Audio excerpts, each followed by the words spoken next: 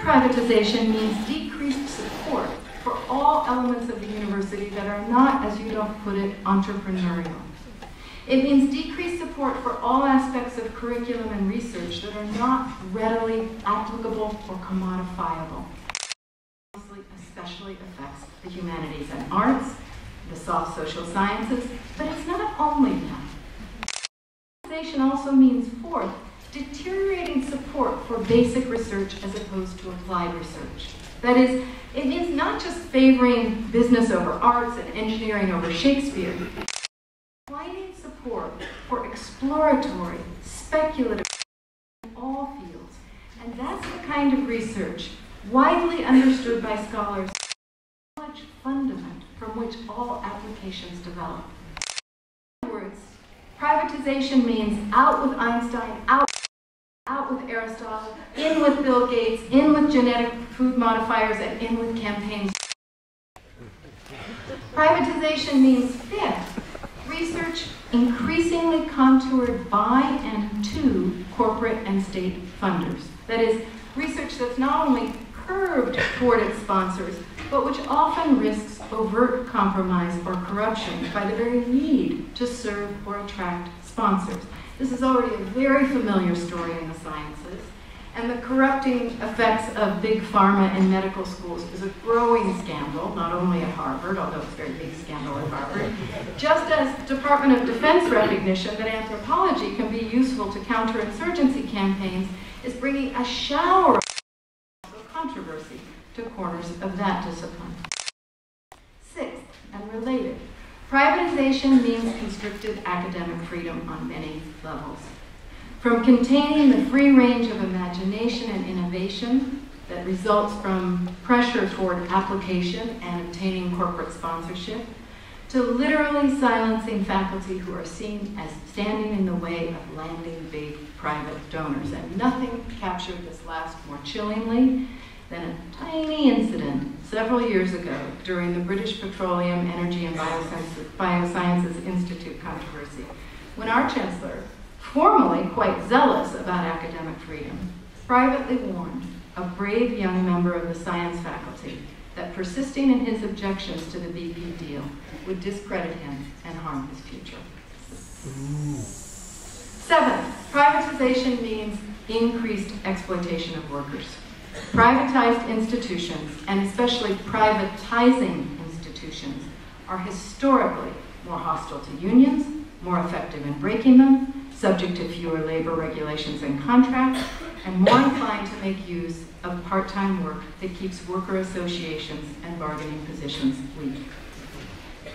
More generally, 8, privatization means shrinking from all public values and public concerns. Consider, when the University of Oregon affiliated with a watchdog agency, merely monitoring work conditions of American companies in the Third World, just checking out the sweatshops and the child labor phenomenon, the president of Nike quietly withdrew his $30 million gift to the University of Oregon. And that story has many variations and repetitions over recent years. More generally, as more and more scientific and especially medical research is funded by corporations, incentives openly diminish for research that would serve public purposes.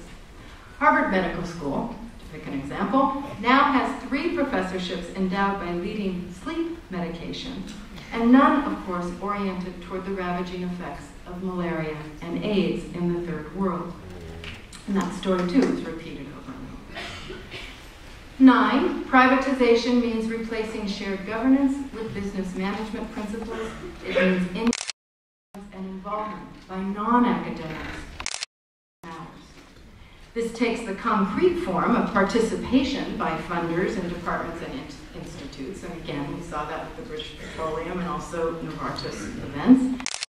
It also takes the form of managerially minded university presidents eschewing the power of faculty to set standards and compass points for their university. Finally, 10th, privatization means education increasingly organized to produce what President Yudof has called efficient instructional delivery systems, that's us, and to generate human capital, that's you. Those were his terms for what UC does and what it offers to the state.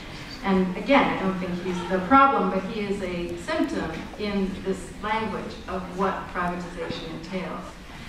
Now, efficient instructional delivery systems generating human capital do not represent education on the model that has just been spoken about. Developing, deepening, broadening the mind with perspective, with discernment, with historical consciousness, with diverse knowledges and literacies.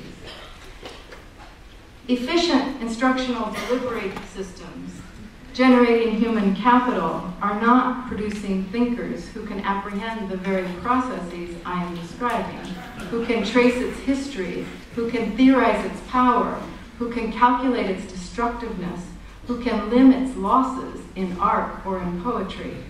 Rather, instructional delivery systems generating human capital are literally producing cogs for the machine, or to update the metaphor, generating new bits of LinkedIn human capital.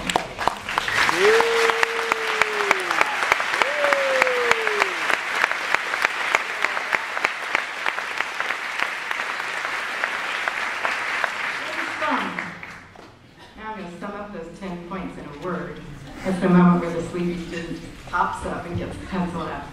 Privatization of a public university means narrowed access, expanded inequalities, destroyed shared purposes, devalued knowledge and research that is not entrepreneurial or applicable, research that is contoured toward corporate and away from public ends, constricted academic freedom, eroded shared governance, and education that is rich, deep, broad, and critical, radically eschewed.